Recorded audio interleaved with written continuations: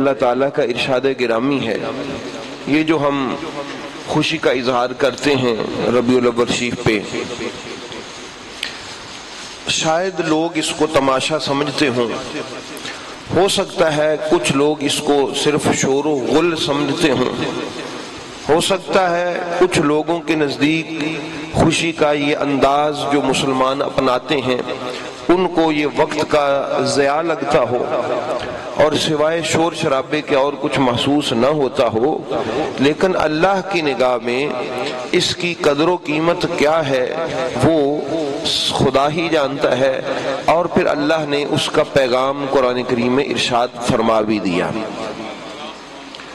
فرمایا کہ کل بفضل اللہ وبرحمتہ فبذلک فلیفرحوا، کہ محبوب آپ ارشاد فرمائیے کہ جب اللہ کا فضل اور اس کی رحمت تمہیں میسر آئے تو پھر تم اس پر خوشی مناؤ، تمہیں چاہیے ان لوگوں کو کہ وہ خوش ہو جائیں، اور یہ خوش ہونا اللہ کے نزدیک کتنا قیمتی ہے یہ ایک الگ مسئلہ ہے کہ ہر کسی کا خوشی کا انداز اپنا اپنا ہے۔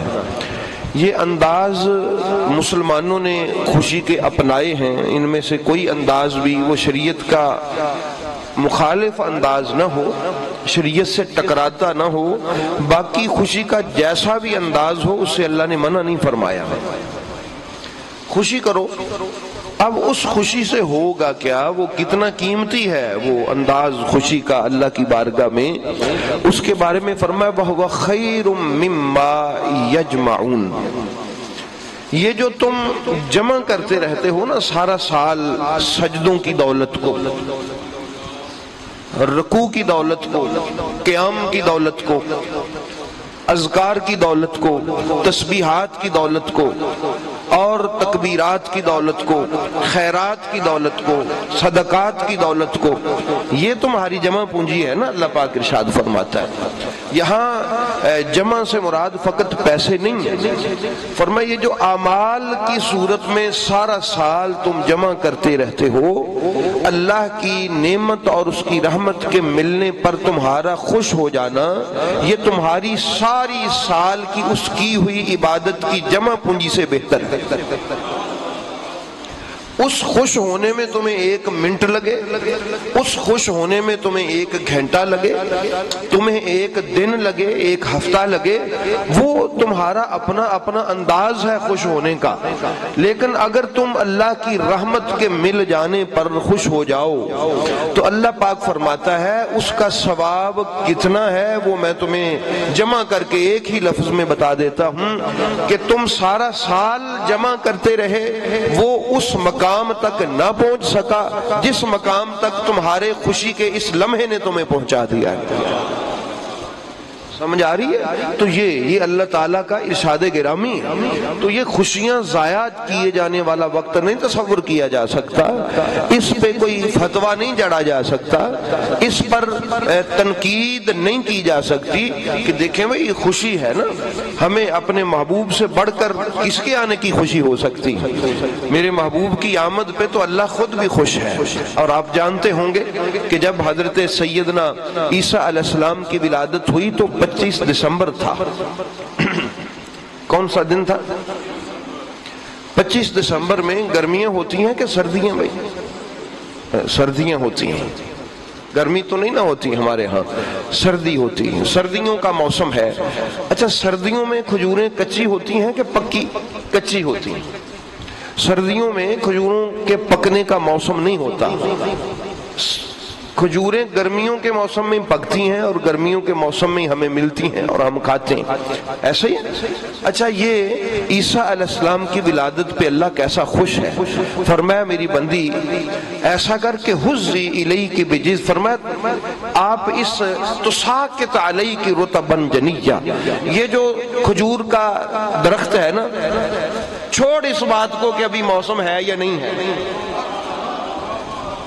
تو میرے نبی کی ماں ہے اور میرا نبی آیا ہے، میں خوش ہوں، تو جب میں خوش ہوں تو بے موسم پھل بھی گرا دیتا ہوں، یہ اللہ کی اس شان کے اعتبار سے۔ بس تو ایسا کر اس درخت کو ہلا، تساقط علیک رطبا جنیا، تازہ تازہ تازہ پکی ہوئی میٹھی میٹھی کھجوریں تیرے اوپر گریں اور ان کو کھا۔ یا اللہ یہ ایسا بے موسمی پھل کھلا دیا تو نے۔ فرمایا یہی بتانا چاہتا ہوں کہ میرا کوئی نبی جب دنیا میں آتا ہے تو رب یوں خوش ہوتا ہے، پھر وہ موسم نہیں دیکھتا، پھر وہ اپنی خوشی کے اعتبار سے لوٹاتا ہے خزانوں کو۔ تو یہ عام نبی نہیں آیا، یہ نبیوں کا سردار آیا۔ اس کی آمد پہ ہمارا خدا کس قدر خوش ہے۔ احباب گرامی، وہ میں کیا عرض کروں کہ کیا خوش ہے میرا خدا آج کے یہ جو ربیع الاول شریف میں آنے والی کھڑی ہے۔ فرمایا کہ جنت کے جو رہنے والے لوگ ہو، حوریں ہو یا فرشتے ہو یا غلمان ہو، تم ایسا کرو کپڑے بدلو۔ کیا کرو؟ اچھا جنت میں کوئی گرد و غبار نہیں ہے، جنت میں کوئی مٹی نہیں اڑتی، جنت میں پسینہ نہیں آتا، وہ تو ویسے ہی نوری مخلوق ہیں، یہ خراب نہیں ہوتے، کوئی سمیل نہیں آتی، کچھ مسئلہ نہیں بنتا۔ فریش ہو جاؤ، کپڑے چینج کرو، نور کا لباس اتارو، نور کا نیا لباس پہنو، اور جنت کو خود حکم دیا۔ جنت تو پہلے سے ہی بڑی خوبصورت ہے کہ جنت تو ری فریش ہو جا۔ کیا ہو جا؟ ریفریش ہو جا، ذرا اور تازہ سج سنور جا۔ اور جبریل کو کہا کہ فرشتوں کی جو محرابیں ہیں جہاں وہ سجدے کرتے ہیں وہاں خوشبوئیں چھڑکاؤ۔ عرش پر اللہ نے چراغاں کیا۔ آج یا اللہ کیا ماجرا ہے؟ فرمایا آج میرے محبوب کے آنے کا دن ہے۔ یہ اللہ کی خوشی کا انداز ہے۔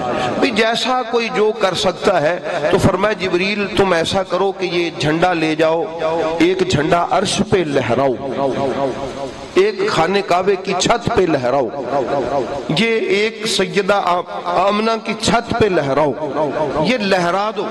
یا اللہ پاک یہ جھنڈے کیوں ہیں؟ تو احباب گرامی اس کو سمجھ لیجئے کہ یہ جو ہمارے ملک کا بادشاہ ہے اس کا جھنڈا دوسرے ملک میں نہیں ہے، اس کی حکومت چونکہ دوسرے ملک میں نہیں ہے اس لیے اس کا جھنڈا بھی دوسرے ملک میں نہیں ہے۔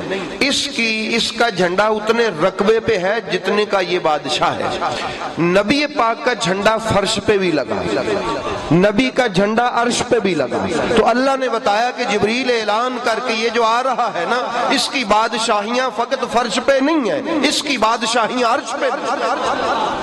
تو اس انداز میں میرے محبوب کے آنے پہ خوشی اللہ تعالیٰ نے جو ہے اس کا اظہار فرمایا۔ کیا کیا بتاؤں، فرشتے خوش ہوتے ہیں اور جو جبریل امین آ کے پکڑتے ہیں، حضرت میکائیل میرے محبوب کو اٹھا کے برکتیں حاصل کرتے ہیں، حوریں میرے محبوب کی آمد پر اللہ کی حمد کے ترانے گاتی ہیں، اور پرندے اللہ کے وحدانیت کے نغمے الاپتے ہیں، سمندروں کی مچھلیاں ایک دوسروں کو مبارکباد پیش کرتی ہیں۔ ان کو اس انداز میں اللہ تعالیٰ نے، یہ میرے محبوب کے آنے کی خوشی ہے۔